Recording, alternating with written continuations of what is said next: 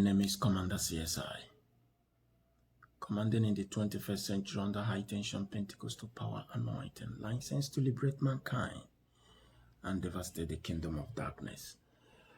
They call me the Lord of the Caribbean, and I want to use this wonderful hour to be a blessing to you. I want us to know that disobedience is lack of proof of lack of trust in God. And when you are disobedient to God, it will result you to scheming. Genesis 22 from verse 10 to 18. You will understand that the Bible is saying, blessing, I will bless you, and multiply, I will multiply your descendants as the stars of heaven, and as the sand which is in the seashore, and your descendant shall possess the gates of your enemies. Wow. In your seed, all the nations of the earth shall be blessed because you have obeyed my voice. I want to title this topic, Prophetic Faith for Finances. Prophetic finances or prophetic faith for finances. And I want you to know that in difficult times like this, putting our trust in God will establish the fact that worry have never solved a problem and can never solve a problem. Worry have a way of pushing money and material things away from us, but faith is the key. So I want to just explain to us maybe one or two practicals of our faith in God, our anchor, our foundation, our trust to God, and our covenant with God. And many of us need to realize that the issue of provision is not a matter of that God have left the chances. He has put it within the content of his covenant. Are you getting me now? So, God never failed on his contract. We have a contract with God. I enter this country with a contract with God, and there is a benefit of every contract. And even when I'm weak, there is a covenant for the weak and covenant for the strong. And there is a covenant of the poor is the covenant of the rich. All that Christ has is ours. So that is the best way to live your life. So if you is still on the little space of worry and anxiety, you can make it. Matthew 10:24, I think, he says, the heart of men will fail them because of the things that will come upon the world in our days. Like the media platforms, the news platforms are filled with news that bring fear. But faith comes by hearing, and fear also comes by hearing. So for that, you need to trust God. You need to trust God for everything. Let your trust be in God if you are listening to me from Trinidad and Tobago. So let's talk about putting our trust to God. Let's talk about it. As we go through the passage that we just read in that book of Genesis, where God is swearing over Abraham, in blessing I will bless you, in blessing I will bless you. That makes the blessing of Abraham to be ours, right? So we are in Christ. In Genesis chapter 22, if you go down to Genesis chapter 22, it's okay for all of us to say we trust in God. But the proof of your trust in God is obedience. The proof that you trust God is your obedience. Is your obedience to God in every area of your life, and especially in the area of provision. Your proof of your trust in God is your obedience. So if you are not obedient to God, there is no proof that you trust him. Listen, the Bible says in verse 18 of that, in your seed, all the nations of the earth shall be blessed because you obey God. So your obedience is the trigger that will prove of God's power and flow in your life. What a God. And I want you to know that obedience will turn things around for you. So if you are not obedient to God, you are missing it, because God is in a covenant with Abraham, and that covenant that is going to have a son, and with descendant, we are the descendant. And even the old Sarah become pregnant, even when Abraham is thinking, how can God do this? Now, he still have a covenant, and the trust is what bring the miracle we are talking about. Do you want to be free from this virus?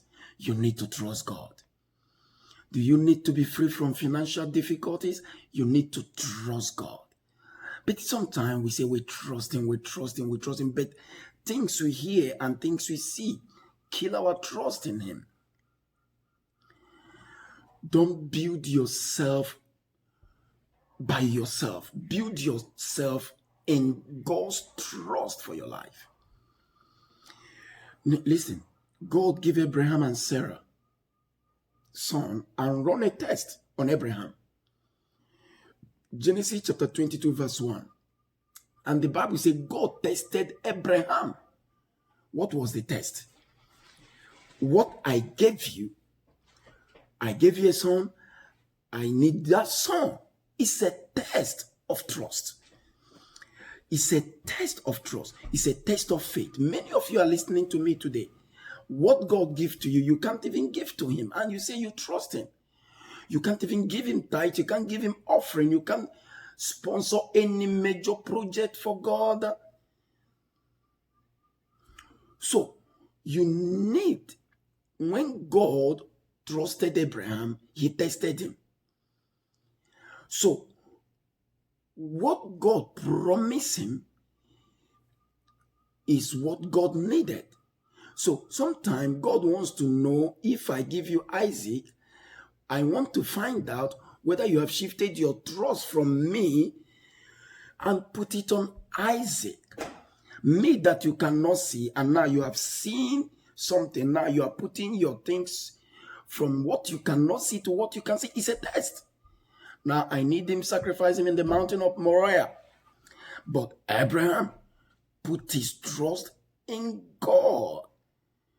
Men and brethren, I want you to put your trust in God. Abraham took the boy and he wanted to sacrifice him, but God is not interested on the boy.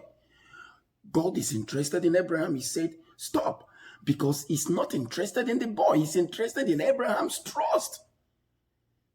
That is when Abraham succeeded and entered into a powerful covenant that bring I and I now into divine blessing. So we need to come into a point that we have to reactivate our trust to God. Listen to me. Each one of us are running test of trust. And when your own test is run by God and is guaranteed by God, the blessing flow. What I give you, put him down. Abraham did that and God said, fine. Now, in blessing, I will bless you. And God said, I swear, in blessing, I will bless you. Is that not amazing? Obedience is the proof of trust. Singing it is not the proof of trust. Saying it is not the proof of trust. Professing it, saying it, talking it, speaking it in tongues is not it. Doing it is where it is. If you don't trust him, you can't get anything until you trust him. If you don't trust him, I repeat, you can't get anything from him. Glory to God. All you need to do, build your faith and trust him so that you can overcome fear. You can overcome anxiety. You can overcome worry. All these things kill the trust we have in God. Today we are hearing news flying everywhere. And that makes us right now to be doubting God. Is God still there? I want you to know his eyes is on the spiral. and is watching all of us. So all you need to do today that everybody is locked down, almost the whole world is locked down, either partial or whatever lockdown, still put your trust in God so that your life can never remain the same. Let me tell you this again about trust. Do you know that when God wants to test you, you don't talk to people? Talking to people will get some information on your head and kill your focus in God. Abraham never discussed with Mama Sarah. He did what he's supposed to do. Amalek people attack Israel and deal with them. And listen to me. And God anointed a man called Saul and said, go and take Amalek out. Wipe them, man and beast. Take note of everything. Wipe them off. He wants to test him. Tough instruction. But look at it on this point. It's a test. Can I trust this king? Can I trust this king? People that want to wipe Israel, God said, go and wipe them out. And Saul was given an instruction. When Saul returned from the battle, God spoke to Samuel. Samuel never go to the battle. God spoke to Samuel. I regret that I've appointed Saul today. I regret it. I regret that I've appointed Saul king. The man did not obey me. That was just God. The guy didn't trust me. So he even brought the king. He brought jewelry. He brought goat. I don't know whether he's from this part of the country. He brought things to eat. All through the night, Samuel was weeping. During the day, he confronted Saul. Have you done what God told you to do? Saul said, sure, everything. Samuel said, better I hear the breathing of sheep.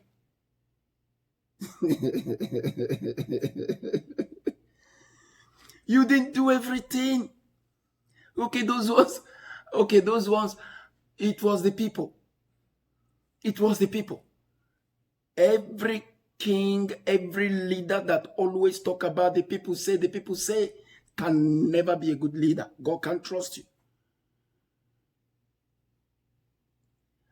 And he said they brought it for sacrifice. And God said to him, Samuel said, does God have interest on sacrifice and sheep and all that? Your disobedience is equal to witchcraft. So Saul automatically, by the virtue of disobedience, become a witch, become a wizard.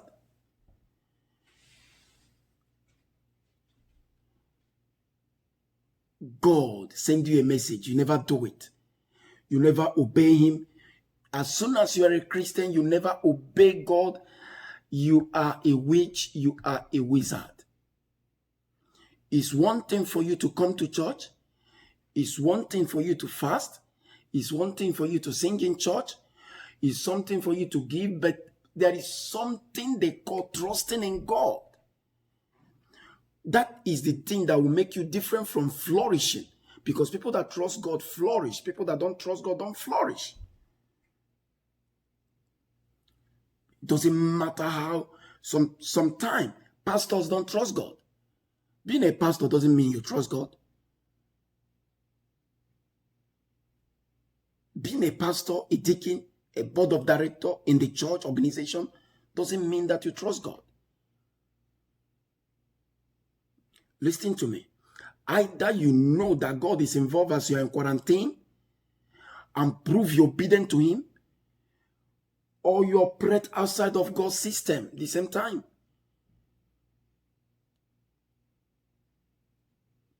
Do you know what Saul's journey was like? He destroyed himself until he perished. God left him. At the end of it, because they say you disobeyed, so as soon as you being a disobedient, you become a witch, a wizard. At the end of Saul, he started going to his ministry, a witch. He consulted sorcerers. Witches and wizards. That is what he started consulting. Disobedient to God. We put you into being a sorcerer. Because you're obedient to make you to get message from God. You're disobedient, being your lack of trust will make you to go and sort for information from Obiaman. We are the people of faith.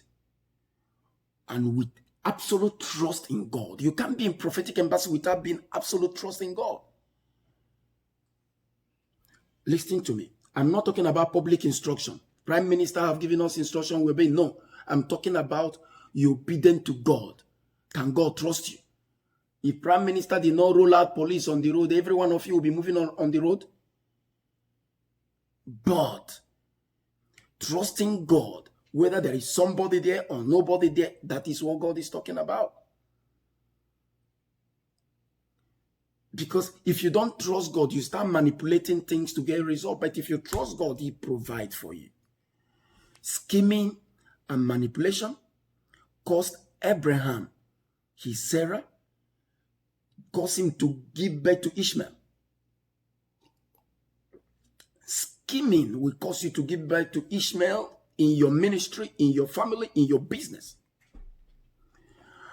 Until you trust Him, He will give you Isaac. Many of you have Ishmael in your businesses, have Ishmael in your home, have Ishmael all over your life. You can't fulfill no purpose. You can't pay no bill because you have already produced a lot of Ishmael around you because of lacking trust in God. What you lie to get is not trust to God. You lie. Let me go back to Genesis 22. Let me go to Genesis 22.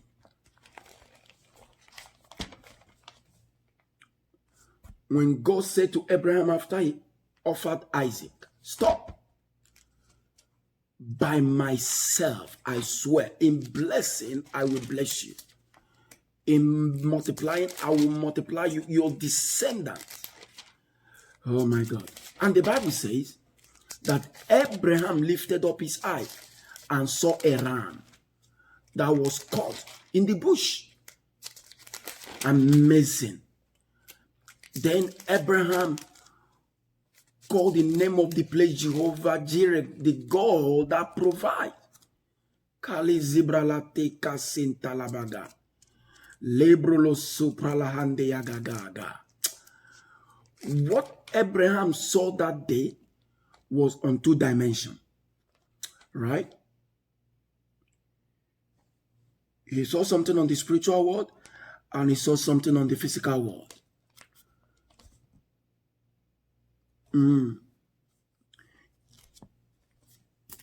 John chapter 8, verse 56. Your father Abraham rejoiced that he saw this day and was glad. They say, how did Abraham see you? You are not even up to 50 years. That was the day it happened. The day Abraham offered his own son, God matched Abraham's sacrifice with his own son in John 16, in John 3:16. Abraham caught the revelation of Jesus way ahead. That is the first thing I would like to say to you now, before I go forward. That trust will take you to the place of revelation.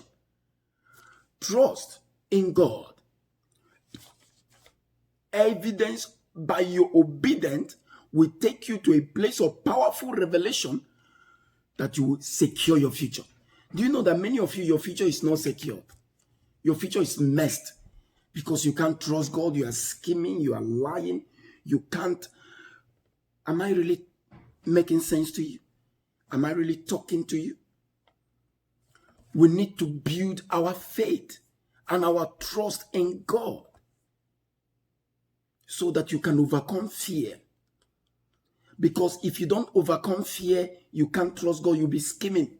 You'll be scheming because you will think you can't make it. You think that God cannot help you out. I come to this country because I heard Him and I trust in Him for divine provision. And He has blessed me with wonderful people in Trinidad and Tobago. wonderful human beings in Trinidad and Tobago, wonderful members. Wonderful members. And I want you, please tap into these teachings of mine, and your life will not remain the same. Prophetic Embassy is meant for you to come. We believe in the word of God. We believe in prayer. We believe in prophecy. So that you can have access to the realm of the Spirit.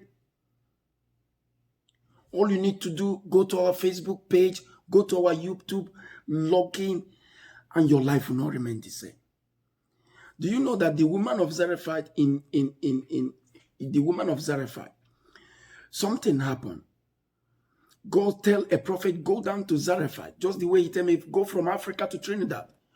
When he entered the city, he saw the widow. He asked the widow for the water, and the widow is going to bring water, and he tell him, bring food. And the woman said, the flour I have in my house and oil, it's just for us to eat the last meal, and we will die. What did Elijah say? He said, go and get me food first. Thus says the Lord. Do you know that when you do that, you will never lack in the days of famine? Obey first. Obedience is better than sacrifice. Obedient bring a provision. I want you to know, at the place of consecration, sometimes you'll be amazed when you work for some Christians and it doesn't work for others. We hear the same sermon, we attend the same service, we stay in the same church. It worked for somebody, it didn't work for you. Let me tell you something, because you don't trust him. In John chapter 10, verse 17 and 18, go and read it. Jesus said, I have power to lay my life and I have power to take it. Some Christians are trapped in their spiritual development because they don't have power for anything. Jesus said, I give unto you power. I give unto you power. But some of them lack that power because they can't trust God that the power has been released. So whatever place you are today, that place you abandon God, go back there and pick him up. He will not follow you, you follow him.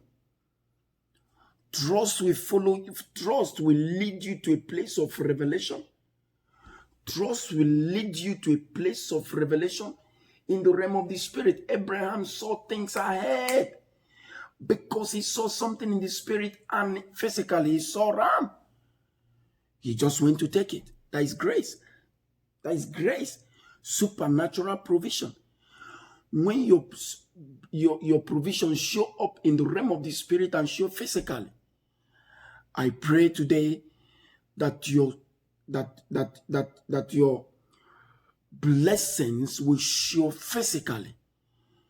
You no longer continue to hear it in the realm of the Spirit. It has to come physically. You see the revelation, you see it physically. You see money in your dream, you see it physically. You see car in the dream, you see it physically. All I want to tell us, Prophetic Embassy, let us come to the place of trusting God, not the place of confusion. Let's come to the point that we trust God for the future. Trust him for the future. Oh my God. Christ trusted God and laid down his life. And trust God that God will raise him up on the third day. He trusts God. Christ himself trusts God that if I go down, he will raise me up. So you need to come to the point you trust God that whatever thing you lay down for the church, there will be a resurrection. And I want to urge you, wherever place you are,